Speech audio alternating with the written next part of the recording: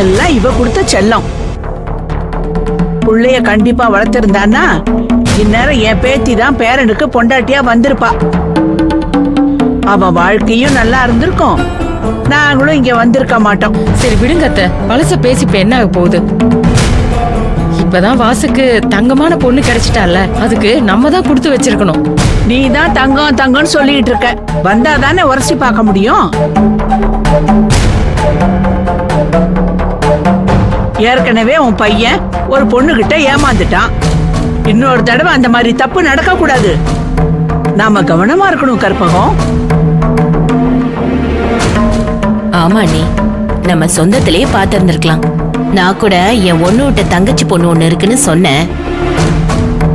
நீங்க தான் என் பையன் கல்யாணமே வேண்டான்னு சொல்லிட்டான்னு சொன்னீங்க. அப்ப சூழ்நிலை அப்படி இருந்துச்சு பரமோ. வினோதினிய பார்த்துதான் வாசுவே மனசு மாறிட்டானா பாத்துக்கோங்களேன். நீங்க பயப்படுற மாதிரி எல்லாம் என் மருமக இல்ல. நான் ஒரு மாமியாராவே சொல்றேன். அவ ரொம்ப குணவதி.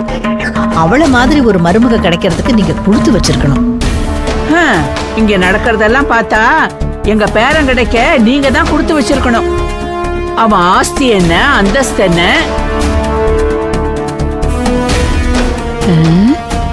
ஏண்டி பரமு, நம்ம வீட்டு ஹால் அளவுக்கு தான் மொத்த வீடு இருக்கும் போல இருக்க. அதுவும் வாடகை விடாமே. அத்தை, அவங்க என்ன மாதிரி சொந்த ஊரை விட்டுட்டு இங்க வந்து தனி மரமா ஒதுங்கினவங்க தான். சொந்த ஊர்ல இதை விட வசதியா வாழ்ந்தவங்க. ஆமா, யார கேட்டாலும் இந்த ஒரு வார்த்தையை சொல்றதே ஃபேஷனா வச்சிருக்காங்க. நாங்க வாழ்ந்து கெட்ட குடும்பம்னு. சரி, நாம இப்ப இத பேசி என்ன ஆக போகுது? கற்பகம் நம்ம கிட்ட கலந்துகிட்டா இந்த சம்பந்தத்தை ஏற்பாடு பண்ணா அவளே முடிவு பண்ணிட்டா. எது எப்படியோ என் பேரன் வாழ்க்கை நல்லா இருந்தா போதும். நீ என்னமோ மகாலட்சுமியை பார்க்கலான்னு கூட்டிட்டு வந்த, அந்த மகாலட்சுமிக்கு மரியாதையே தெரியலையே. எங்க அவ?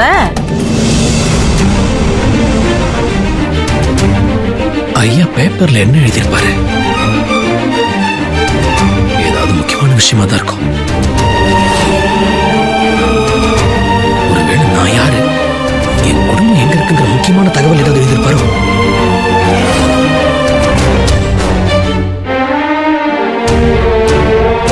எங்க என்னாச்சு? ஏன் வெளியவே நிக்கிறீங்க? ஐயாவுக்கு நினைவு வந்துருச்சா? பேசினாரா? என்ன சொன்னார் அவரு? எங்கங்க, நான் ஹாஸ்பிட்டலுக்கு ஓடி வர்றதுக்குள்ள ஐயா நினைவிழந்து பழையபடி கோமாக்கு போயிட்டாரு. துர்கா கூட அப்ப பக்கத்துல இல்ல, நர்ஸ் தான் இருந்திருக்காங்க. என்ன பேசினாருன்னு கேட்டேன். ஐயா வந்து உங்க பேரையும் என் பேரையும் மாத்தி மாத்தி சொன்னதா அவங்க சொன்னாங்க. ஆனா கோர்வையா அவரால் பேச முடியலையா. திடீர்னு ஒரு பேப்பரும் பேனாவும் கேட்டு ஏதோ அதுல எழுதியிருக்காரு போல. என்ன எழுதியிருக்காருன்னு தெரியல. அந்த பேப்பர் கேட்டிருக்க நர்ஸ் எடுத்து ஒரு போயிருக்காங்க. அந்த பேப்பர் வரட்டும், ஐயா என்ன எழுதியிருக்காரு, அவர் மனசுல என்ன இருக்குன்னு பார்க்கலாம். யானி, நம்ம வர்றதா தகவல் சொல்லிட்டீங்களா? அதெல்லாம் கற்பகம் சொன்னா. அப்புறம் ஏன் பொண்ணு இன்னும் வரல? நாம வரப்போறத தெரிஞ்சு ரெடியா தானே இருக்கணும். இப்படியா மாப்பிள்ளை வீட்டுக்காரங்களை காக்க வைப்பாங்க? அது ஒண்ணும் இல்ல. என் மருமக எப்பவும் கடைக்கு சீக்கிரமா கிளம்பி போயிடுவா. அவ போனதுக்கு அப்புறம் தான் நீங்க வருவீங்கிற தகவலை கற்பகம் சொன்னா. அத போன் பண்ணி சொல்லிட்டேன். இப்ப வந்துருவா. அட, இதோ பக்கத்துல தானே இருக்கு கடை. அங்க இருந்து வரதுக்கு இவ்ளோ நேரமா? இன்னும் 2 நாள்ல கல்யாணத்தை வச்சுட்டு இப்ப கடைக்கு போகணும்னு அவசியமா? நம்ம வழக்கப்படி கல்யாண தேதியை குறிச்சிட்டா நிலப்படியே தாண்டக்கூடாதே. பரமோ, அப்படி இல்ல. வினோதினி கொஞ்சம் வேலையில பொறுப்பா இருப்பா. நாங்க வேற கல்யாணத்தை திடீர்னு தான் ஏற்பாடு பண்ணோம். அவ முடிச்சு கொடுக்க வேண்டிய ஆர்டர் எல்லாம் இருக்கும் இல்ல, அதெல்லாம் முடிச்சு கொடுக்கறதுக்காக அவ அங்க இருப்பா.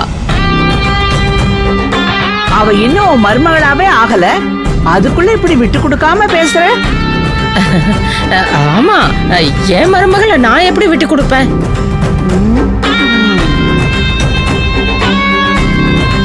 ஆமா, அப்புறமா உங்களுக்கு கல்யாண வயசுல ஒரு பொண்ணு இருக்குல்ல, அவளுக்கு வரன் எதுவும் பாத்துட்டு இருக்கீங்களா? இல்லம்மா, இனிமேதான் பார்க்கணும். இதை இந்த கல்யாணத்துக்கு முன்னாடியே முடிச்சிருந்தாங்கன்னா கல்யாண செலவு நம்ம தலையில விழுந்திருக்காது. என்ன பண்றது?